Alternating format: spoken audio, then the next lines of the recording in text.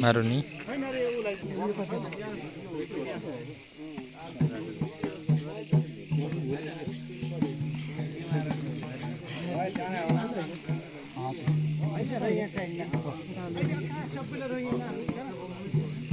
दुर्गा भाइ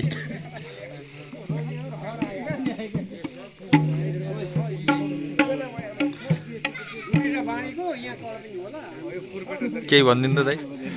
दुई तीन शब्द आजबाट सुरु हुँदै हो ठिक छ अब हेर्दै जानुस् मामा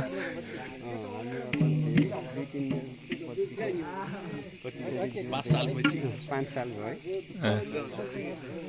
आजबाट फेरि ल ठिक छ